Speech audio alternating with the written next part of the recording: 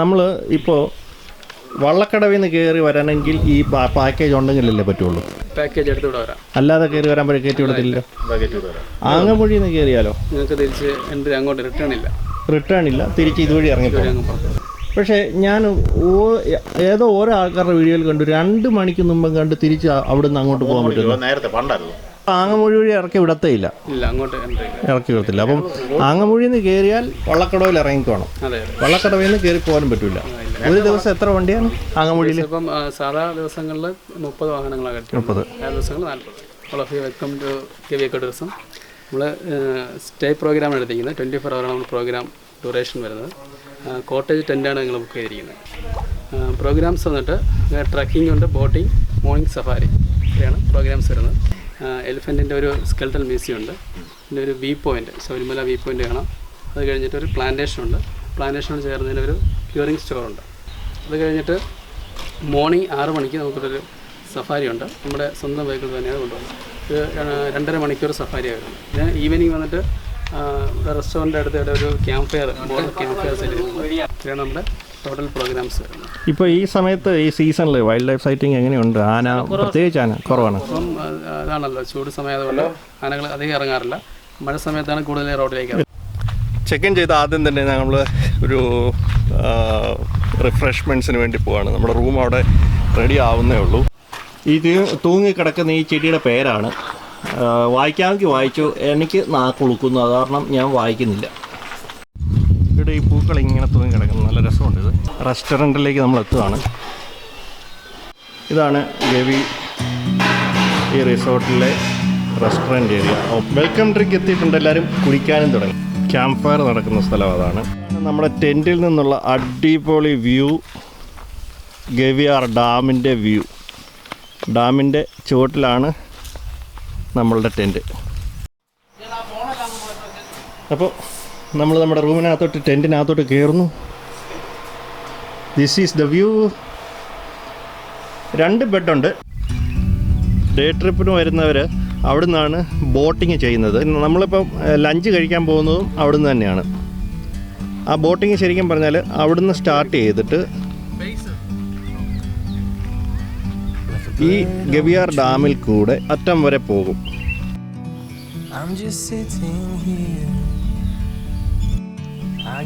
ഈ കാണുന്നതാണ് തൊട്ടാവാടി എന്ന് പറയുന്ന ചെടി. അതിൽ നമ്മൾ തൊട്ട് കഴിയുമ്പോൾ അത് വാടിപ്പോകും. ഡേ പ്രോഗ്രാമിന് വരുന്ന ആളുകൾ ബോട്ടിങ്ങിന് പോകുന്നതാണ് ആ കാണുന്നത്. പക്ഷേ ഈ സമയത്ത് ഈ കാലാവസ്ഥയിൽ ബോട്ട് ചെയ്യുന്നത് ശരിക്കും പറഞ്ഞാൽ നല്ല കഷ്ടപ്പാട് തന്നെയാണ്. നല്ല വെയിലുണ്ട്. നമ്മളിവിടെ തണലത്തിരിക്കുകയാണ്, അത് കാരണം നമ്മളതിൻ്റെ ക്ഷീണം അറിയുന്നില്ല. പക്ഷേ ഈ വെയിലുണ്ടെങ്കിലും ഈ കാടിൻ്റെ നടുക്ക് നമുക്ക് നല്ല തണുത്ത കാറ്റ് കിട്ടുന്നുണ്ട്.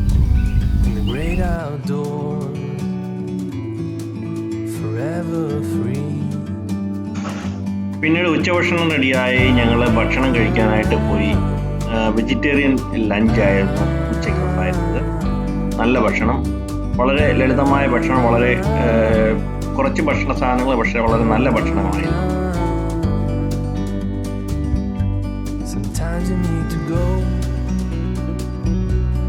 ഇവിടെ ഗവിയിലെ വനത്തിനുള്ളിൽ വൃക്ഷസമ്പത്ത് വളരെയേറെയുണ്ട്.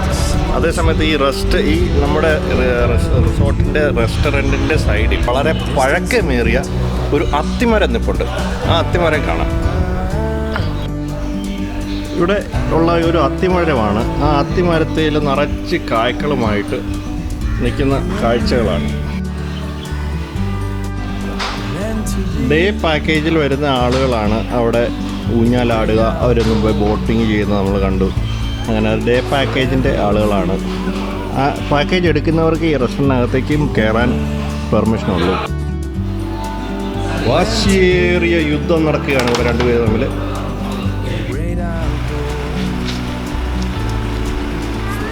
അവനവിടെ ഇരുന്ന് തീറ്റിയാണ്.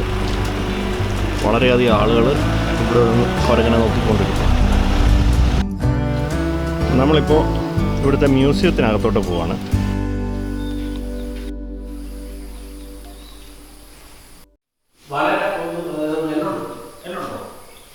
ഈ ഗവിയിലുള്ള ആനയുടെ അസ്ഥികൂടം. ഇതോടെ ഇതിവിടെ ചത്ത് കിടന്ന ഒരു ആനയുടെ സ്ഥികൂടമാണെന്നാണ് പറഞ്ഞു കേട്ടത്, അവർ പറഞ്ഞത്. എന്നാൽ ഈ ആനയുടെ കൊമ്പ് ഒറിജിനൽ അല്ല.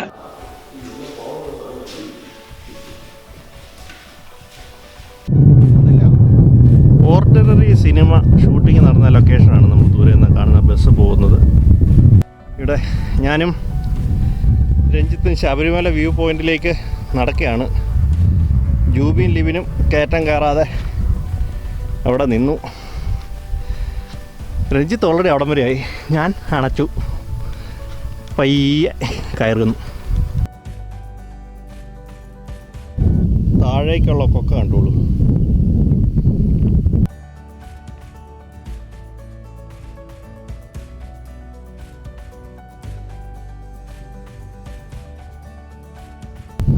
ചൂടിൻ്റെ കാടിനെ കാരണം ഈ പുല്ല് മുഴുവൻ പാറയിലുള്ള വളർന്നു നിൽക്കുന്ന പുല്ല്, മഴക്കാലത്ത് ആർത്ത് വളരുന്ന പുല്ലാണ്.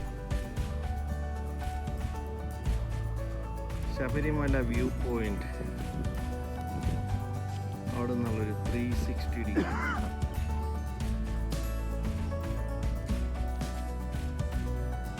അതിനുശേഷം ഞങ്ങൾ അവിടുന്ന് റൂമിൽ വന്ന് അല്പനേരം വിശ്രമിക്കാനായിട്ട് റൂമിൽ തിരിച്ചെത്തി. ഒരു മണിക്കൂർ വിശ്രമിച്ചു, നല്ല വിശാലമായിട്ടൊന്ന് ഉറങ്ങി, എല്ലാവരും ഫ്രഷായി. ഇപ്പോൾ ഞങ്ങൾ വൈകുന്നേരം മഴ ചെറുതായിട്ട് ചാറുന്നുണ്ട്, മുനിയാണ്ടി എത്തിയിട്ടുണ്ട്. അപ്പോൾ ഞങ്ങൾ ഒരു സഫാരിക്ക് പോവാണ്. അപ്പോൾ ഇനി ഗവിയിലെ അസുലഭ കാഴ്ചകൾ കാണാനായിട്ട് ഇറങ്ങാം. ജുവിയും ലിബിനും അവിടുന്ന് റെഡിയായി പൂട്ടി ഇറങ്ങുന്നു. 4 മണിക്ക് ഞങ്ങൾ തിരിച്ച് റെസ്റ്റോറൻറ്റിൻ്റെ അവിടെ ചായ കുടിക്കാൻ എത്തുമ്പോൾ വളരെയേറെ ആളുകൾ, സിറ്റേഴ്സ് അവിടെ കാഴ്ചകൾ കണ്ട് നിൽക്കുന്നുണ്ടായിരുന്നു. വൈകിട്ട് ചായയും ബിസ്ക്കറ്റും.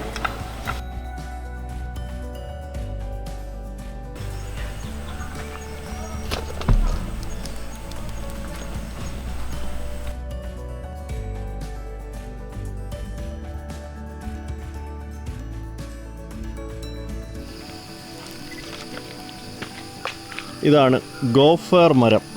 ബൈബിളിൽ റിലേറ്റഡ് ആയിട്ട് പറയുന്ന ഒരു മരമാണ്.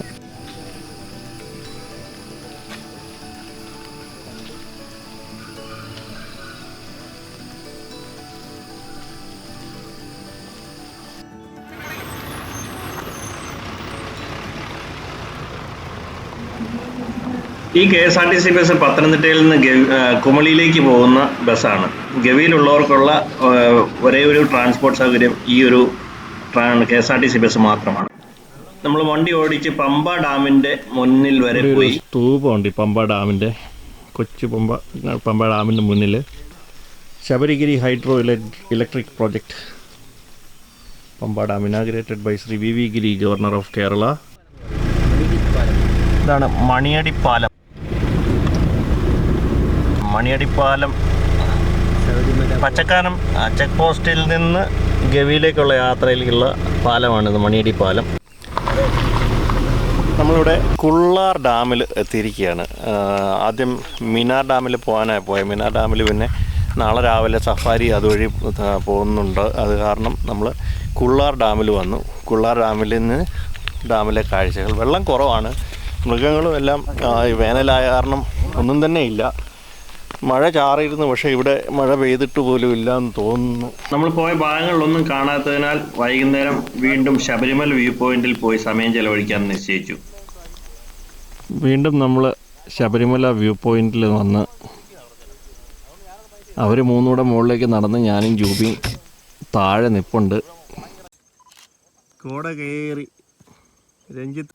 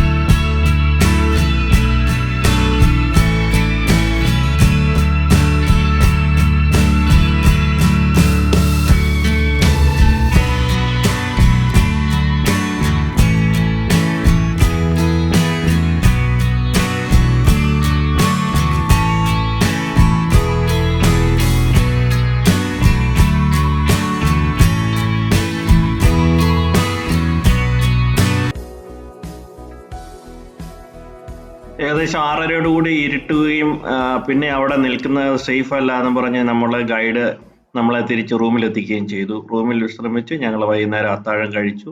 അത്താഴത്തിന് ശേഷം ഒരു ചെറിയ ക്യാമ്പ് ഫയറും ഒക്കെ കഴിഞ്ഞിട്ട് രാത്രിയിൽ ഞങ്ങൾ ഉറങ്ങാൻ പോയി.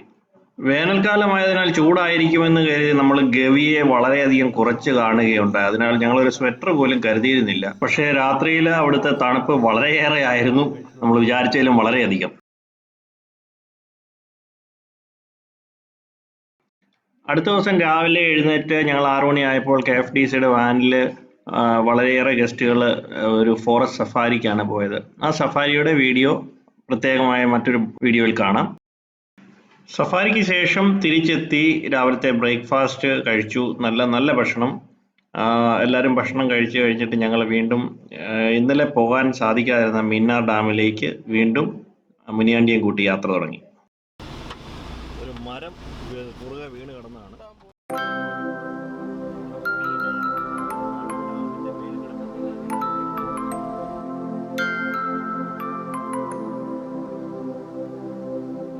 ഒരു ഭയങ്കര വണ്ണമുള്ളൊരു മരമാണ്. നല്ല പൊക്കം, വെടിപ്ലാവെന്നാണ് അതിൻ്റെ പേരെന്നാണ് മുനിയാണ്ടി പറഞ്ഞത്. നല്ല പൊക്കവും അവിടെ ചെന്നിട്ട് അതിൻ്റെ ശിഖരം പോകുന്നുണ്ടോ.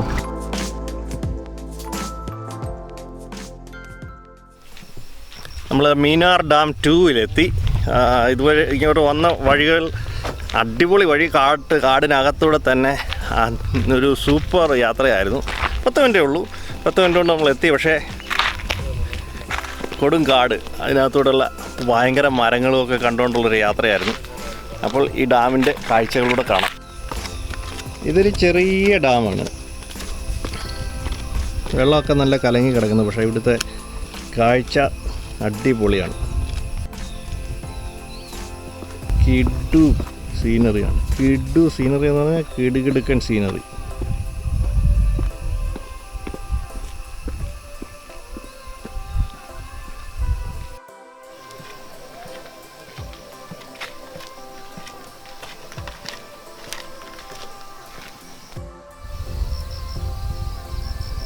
നിറയെ ഈറ്റ കാടുകളാണ് ഇവിടെ.